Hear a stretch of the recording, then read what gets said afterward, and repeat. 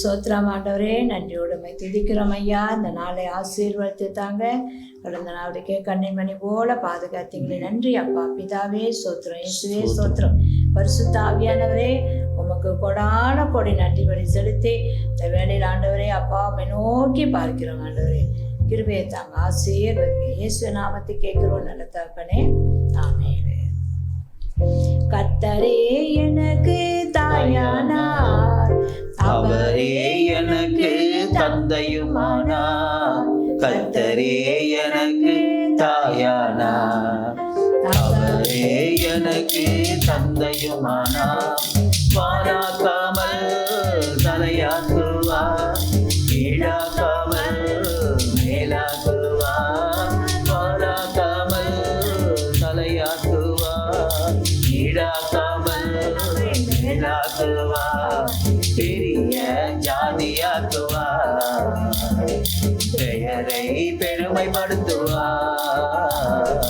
பெரிய ஜாதியாக்குவார், பெயரை பெருமைப்படுத்துவார்.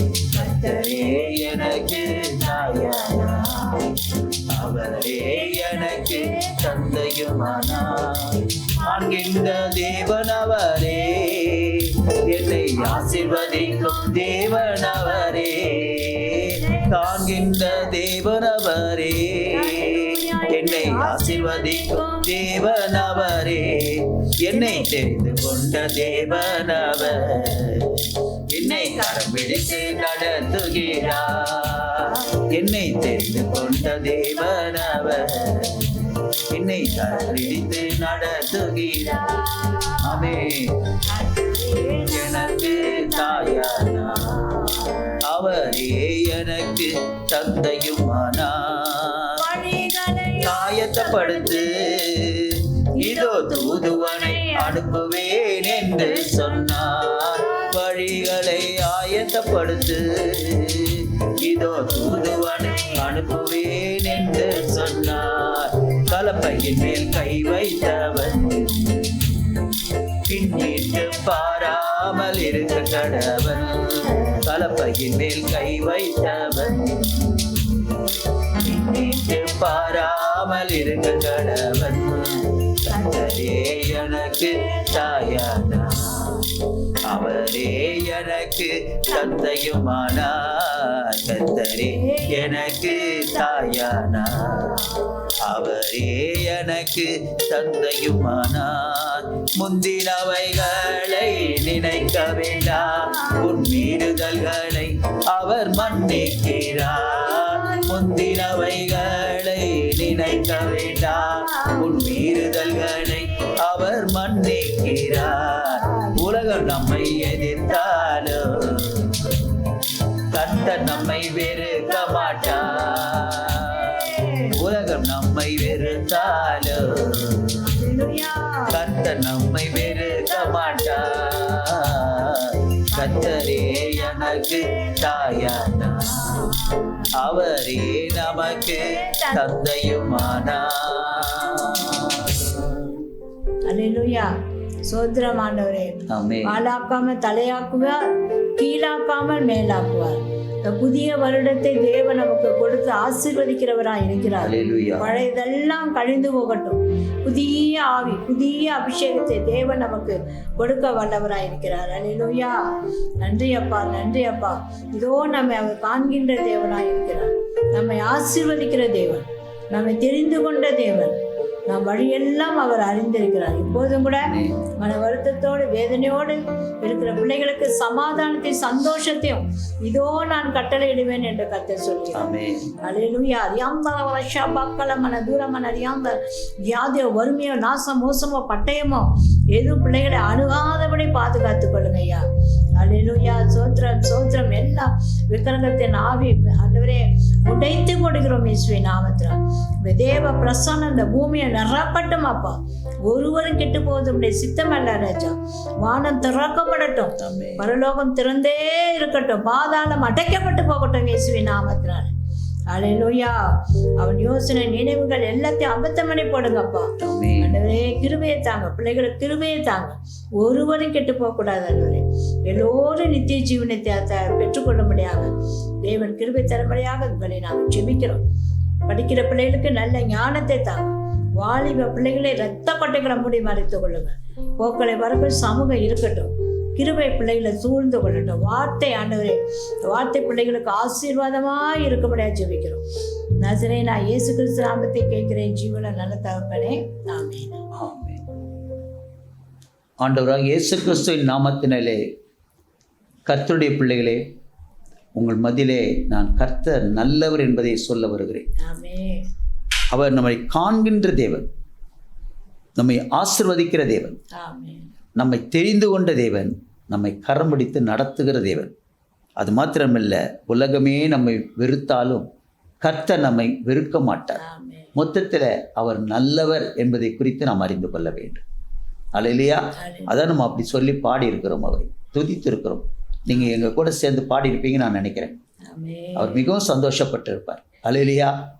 இப்போ வேத வசனம் பார்க்கலாம். வேத வசனத்தில் எப்படிலாம் அவரை பற்றி சொல்கிறது நல்லவர் என்பதை பார்த்தோம்னா, ஏசியா தீர்க்கதரிசியின் புத்தகம் 45வது அதிகாரம் முதல் வசனத்தை வாசிக்கிறேன். அல்லேலூயா. இந்த முதல் வசனத்தில் நம்ம வாசித்தோம். ஏசியா தீர்க்கதரிசி புத்தகம் 45 முதலாவது வசனம். அதில் நம்ம என்ன பார்த்தோம்னு கேட்டிங்கன்னா, கர்த்தராகி நான் அபிஷேகம் பண்ணின கோரேசுக்கு முன்பாக என்று சொல்கிறார். கோரேசை அவர் எப்படிலாம் ஆசீர்வதிக்கிறார் நீங்கள் பார்க்கணும். அல்லேலூயா.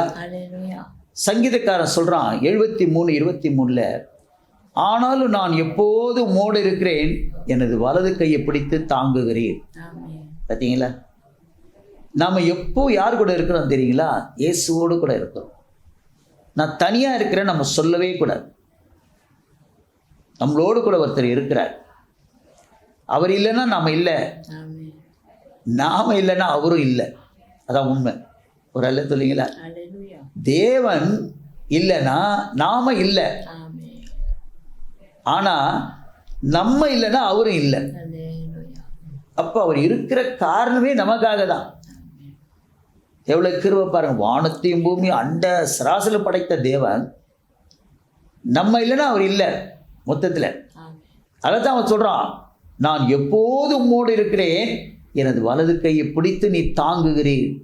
இன்னைக்கு அவர் தாங்க நம்ம வாழ்க்கையில் நம்மை தாங்கி கொண்டு இருக்கிறார். அல்லேலூயா. ஏசியா 41:13 சொல்லுது, உன் தேவனாகிய கர்த்தராகிய நான் உனது வலது கையை பிடித்து பயப்படாதே. அது சொல்ற முதல் வார்த்தை அதான். அல்லேலூயா. நம்ம பிள்ளைங்களை நம்ம வெளியே கூட்டின்னு போகும்போது பிள்ளைங்களுக்கு எந்த ஆபத்து வராமல் கையை பிடிச்சி நம்ம கூட்டின்னு போவோம், பார்த்துருக்குறீங்களா? அப்போது பாதுகாப்பாக அந்த பிள்ளையை கூட்டின்னு போவோம் இல்லை?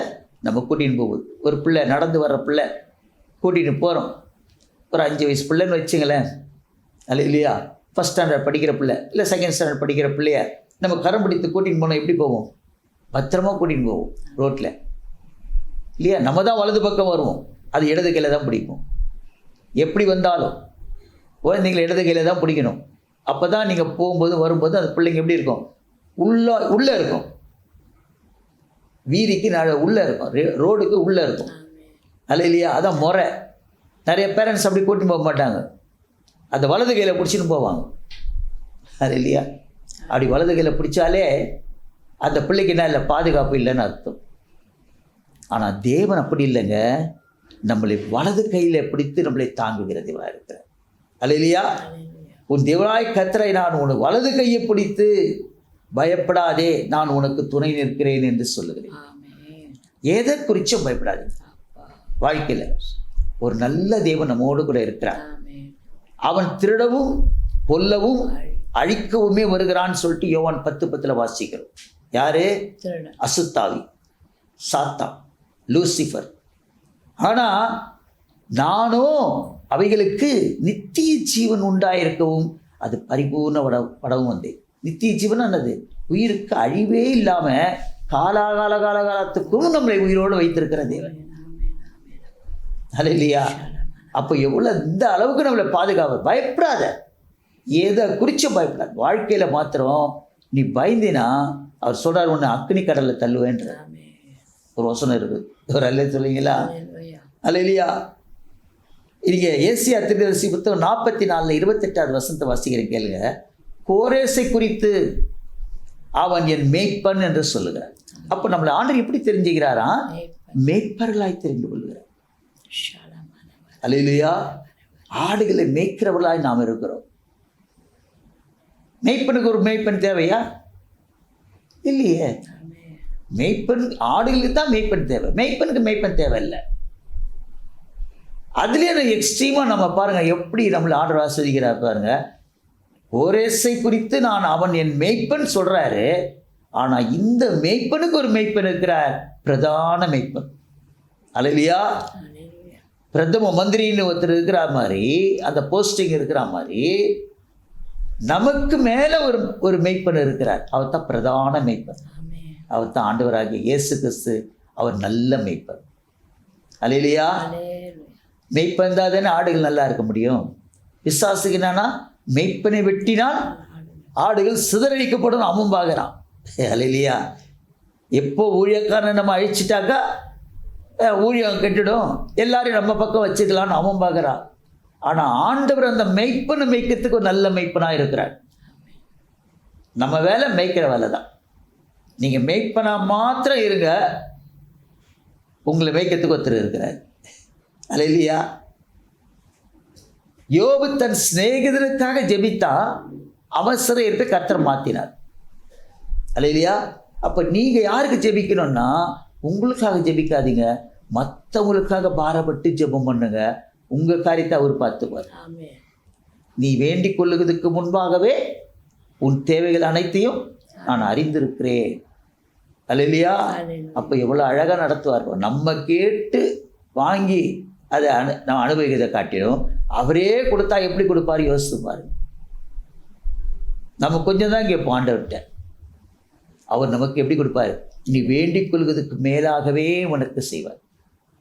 நீ நினைக்கிறதுக்கு மேலாகவே அவர் செய்வார். அல்லேலூயா. அப்படிப்பட்ட ஒரு நல்ல மேய்ப்பன் நமக்காக இருக்கிறார். ஏசாயா 40:4-5 வசனங்களை வாசிக்கிறேன் பாருங்க. அந்த நல்ல மேய்ப்பன் பள்ளமெல்லாம் உயர்த்தப்பட்டு, நம்முடைய வாழ்க்கையில் எங்கெல்லாம் பள்ளம் இருக்குதோ அதெல்லாம் சமப்படுத்துவார். நல்ல சொல்லிங்களா? அமர்ந்த தண்ணீரில் அழைத்து செல்வார். அழகாக நடந்து அவர் கையை பிடிச்சிங்கன்னா நீங்கள் நடந்து போயினே இருக்கலாம். வழியிலெல்லாம் பள்ளம் மேடு வரவே வராது. சொல்ல பாருங்க, பள்ளமெல்லாம் உயர்த்தப்பட்டு சகல மலைகளும் குன்றுகளும் தாழ்த்தப்பட்டு. போய் மலை மேலே இடிச்சிக்கவும் மாட்டீங்க, பள்ளத்தில் விழவும் மாட்டீங்க. ஒரு அல்ல சொல்லுவீங்களா? பள்ளமாக இருக்கிறதெல்லாம் அவர் சமப்படுத்திடுவார். குன்றுகள் மலைகள் எல்லாம் என்ன பண்ணுவார்? தகர்த்து போட்டுருவார். எதுவும் உங்களுக்கு தடையே இருக்காது வாழ்க்கையில். உன் கால்கள் கல்லில் இடராதபடி தேவ தூதர்கள் உன்னை கைகளிலே ஏந்தி கொண்டு செல்வார்கள். அந்த அளவுக்கு கர்த்தர் நம்மை நடத்துவார். அடுத்தது, கோணலானது சபையாகி கரடு முரடாமைக்கு சமமாக்கப்படும் என்றும் கர்த்தரின் மகிமை வெளியரங்கமாகும், மாம்சமான யாவரும் அதை ஏகமாய் காணும், கர்த்தரின் வாக்கு அதை உரைத்தது என்று வனாந்திரத்தில் கூப்பிடுகிற சத்தம் உண்டாயிற்று. இப்போ நீங்கள் வாழ்க்கையில் வனாந்திரத்தில் இருக்கலாம். இந்த சத்தம் எங்கேருந்து வருதுன்னா வனாந்திரத்திலேருந்து வருது. அல்லேலூயா. கர்த்தர் எப்படி உங்களை நடத்துகிறார் பாருங்க, எப்படி மேய்க்கிறார்னா. கர்த்தர் நல்லவர். கர்த்தரின் மகிமை வெளியரங்கமாகும். 3வது வசனம் சொல்லுது, 5வது வசனம், ஏசாயா 45:5, கர்த்தரின் மகிமை வெளியரங்கமாகும். அவர் உயிரோடு இருக்கிறாரா இல்லையா கண்டு விசுவாசிக்கிறவனை காட்டிலும் காணாமலே நீங்கள் விசுவாசிச்சிங்கன்னா அவர் உங்களுக்கு வெளிப்படுவார். அல்லேலூயா. ஏன்னா மகிமையின் தேவை. காற்று எப்படி மகிமையாக இருக்குதோ, கண்ணால் பார்க்க முடியாதோ, அதே மாதிரி ஆண்டவரை இயேசு கிறிஸ்து நம்ம கூடவே இருக்கிறான்றது யாராலும் பார்க்க முடியாது, ஆனால் இருக்கிறார். அதான் ஒன்று சொல்கிறார், நீ கண்டு விசுவாசிக்கிற காட்டில் காணாமலே விசுவாசிக்கிறவன் பாக்கியவான். அல்லேலூயா. அப்போ ஆண்டவர் கூடவே இருந்து அவனோடு ஒரு யுத்தம் பண்ணுவார். உங்களை பத்திரமாக பாதுகாப்பார். இந்த வசனம் உண்மையானது. ஏன்னா 40 சொல்லுது, ஏசாயா 48, புல் உதிர்ந்து பூ கூட உதிர்ந்து போயிடுவோம். அல்லேலூயா. நமது தேவனுடைய வசனமோ என்றென்றைக்கு நிற்கும் என்பதையே சொல் என்று உரைத்தது. எல்லாம் உதிர்ந்து போயிடும், வானம் பூமியெல்லாம் கூட உதிர்ந்து போயிடும். ஆனால் அப்படி வார்த்தை இருக்குது பாருங்க, வசனங்குது பாருங்க, அது என்றென்றைக்கும் நிற்கும் என்பதே சொல் என்று உரைத்தது. அல்லேலூயா.